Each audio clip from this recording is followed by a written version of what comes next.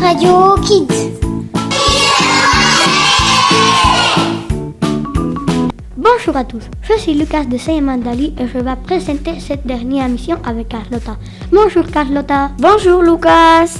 Dans cette émission, on va parler des examens, du pain, de Freddie Mercury. On va écouter un interview et un micro-trottoir.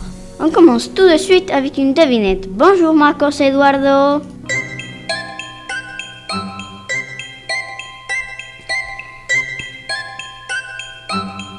Je suis partout, mais surtout dans la mer. Qui suis-je? Bonjour Isabelle. Moi je crois que c'est des poissons. Bonjour Gadea.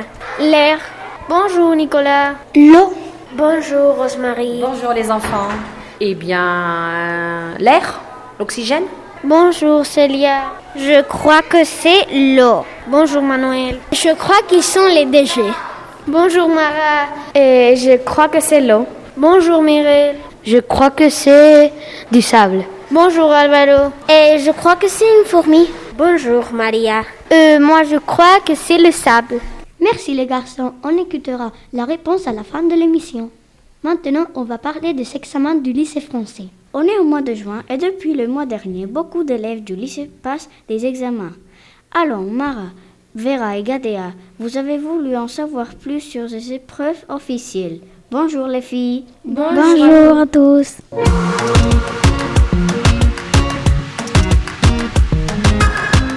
On a décidé de vous parler des 3 examens, le Cambridge, le DELF et le bac.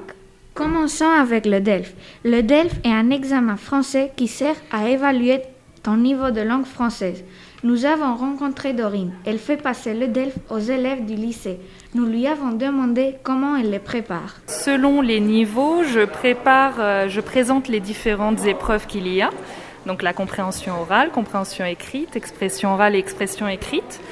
On s'entraîne en classe. Je leur montre aussi le vocabulaire à utiliser, les fautes à ne pas faire. Et on fait beaucoup d'exercices ensemble et on fait aussi une épreuve blanche, c'est-à-dire un entraînement avant la vraie épreuve. Ensuite, on a voulu connaître l'opinion de Dara, une élève de 5e qui a déjà passé le DELF. Ce n'est pas très difficile car pour faire le DELF, tu dois le préparer pendant toute l'année, donc tu sais déjà comment ça va être. On continue avec le Cambridge, une certification anglaise que l'on passe au lycée. On a rencontré Madame Villot qui nous a expliqué comment on passait ces examens du Cambridge. Celui que vous passez au primaire, c'est le A2 ou le A1. Ensuite, en 4e, c'est le B1. Et en première, c'est le B2. Et il y en a quelques-uns qui passent le C1, voire le C2. Finissons avec le bac, qui est l'examen que nous passerons à la fin de la dernière année du lycée. Madame Bondir nous a expliqué à quoi ça servait cet examen. Le bac sert à rentrer, à faire des études supérieures, à rentrer dans les universités ou dans les grandes écoles en France, mais aussi avec la conversion des notes, ça aide à rentrer dans les universités espagnoles. Donc c'est un examen très important. On a rencontré Fleur et on lui a demandé comment se prépare un examen comme celui-là. Pour bien préparer le bac, je pense qu'il faut être très attentif en classe et bien écouter les professeurs. Je pense que ça joue énormément, c'est une grosse partie. Et puis après, à la maison, il faut revoir les points les plus importants abordés lors des cours. Voilà une dernière chose. Bonne chance à tous. Merci les filles. Votre reportage, il était super intéressant. Et maintenant, on passe à Manuel et Anna-Sophia. Bonjour à tous. Bonjour. Vous allez nous parler de l'histoire du pain. Oui, c'est ça.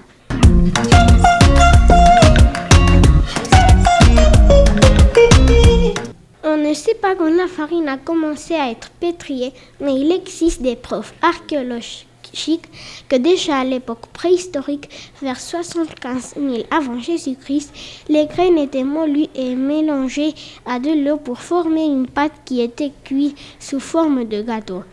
Mais ce n'est pas vers 15 000 avant Jésus-Christ que du moins en Europe, le pain a entré dans l'alimentation.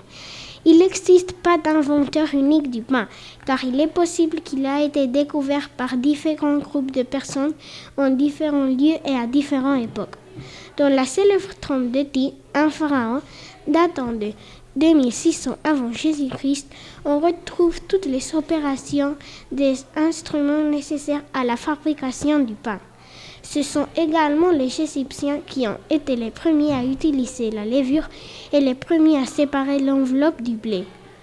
Avec de la farine blanche et une pince de sel, ils fabriquaient un pain très pur dont la consommation est destinée aux tables des puissants, tandis que le peuple consommait de pain complet. Au XIXe siècle, l'utilisation de nouvelles levures a permis de produire un pain plus blanc et plus moelleux. Et au XXe siècle, les boulangers ont commencé à ajouter au levain une série de vitamines que le blé avait perdues au cours du processus de moudure. Et comme l'histoire est circulaire, elle revient toujours à ce qu'elle était avant. Les gens se sont remis à manger du pain de blé complet, comme le faisaient les Égyptiens, parce qu'il était plus naturel et digestif, puisqu'il préservait le sang et les germes de blé.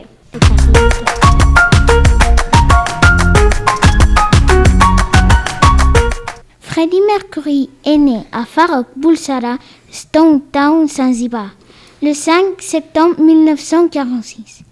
Il est mort à Londres le 24 novembre 1991. Freddie Mercury était un chanteur, auteur, compositeur, pianiste, graphiste et musicien britannique, d'origine parsi et indienne, connu pour avoir été le chanteur principal du groupe de rock Queen.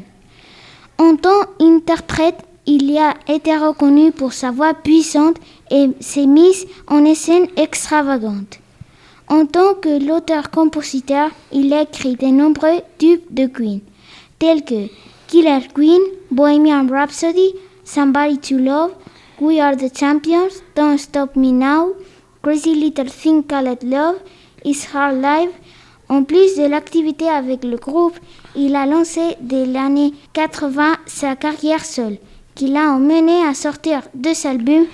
Il est mort d'une bronchopneumonie compliquée par le sida le 24 novembre de 1991, un jour seulement après avoir officiellement signalé qu'il souffrait de cette dernière maladie. En 2006, la Magic Tien Asia la nomme l'une des héros asiatiques le plus influents de 60 dernières années. En 2005, dans un sondage organisé par Blender en MTV2, il a été nommé le plus grand chanteur masculin de tous les temps. En 2008, le magazine américain Rolling Stone l'a placé à la 18e place de sa liste des 100 plus grands chanteurs de tous les temps. Moi, j'aime beaucoup les chansons de Freddie Mercury parce que ils ont beaucoup de rythme. J'aime une chanson en particulier, elle s'appelle Bohemian Rhapsody et c'est un mélange de rock, pop et carol. Ça donne un assemblage très riche qui me plaît beaucoup. Moi, j'aime Freddie Mercury parce qu'il a des chansons très bonnes. Si vous aimez ou vous voulez découvrir Freddie Mercury, nous vous recommandons un film qui s'appelle Bohemian Rhapsody. Merci les garçons, je suis d'accord avec vous. Moi aussi, j'aime beaucoup Freddie Mercury. Lucas, tu sais que c'est la dernière émission de C'est Mandali aujourd'hui. Alors, Célia et Maria ont eu envie de demander aux élèves quel était leur meilleur souvenir de la radio cette année.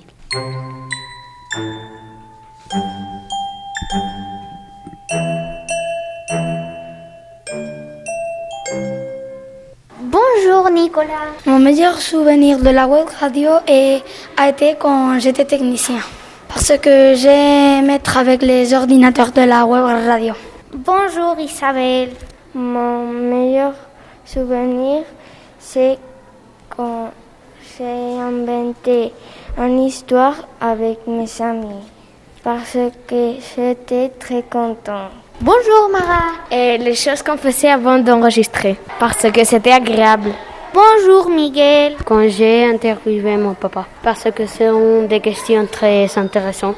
Tu sais Carlotta, quel est mon meilleur souvenir de la radio de cette année et ce moment-là? Moi aussi, j'ai beaucoup aimé le faire avec toi. C'est le moment de connaître la réponse de la devinette. Et la réponse est... les sables. Au revoir, à bientôt. Radio Kids. Cette dernière émission de C'est Mandali est terminée, Lucas. On se retrouve à la rentrée. Mais qu'est-ce qu'on va faire tout ce temps sans Radio Kids? On va aller à la plage, Lucas. Bonnes vacances à tous.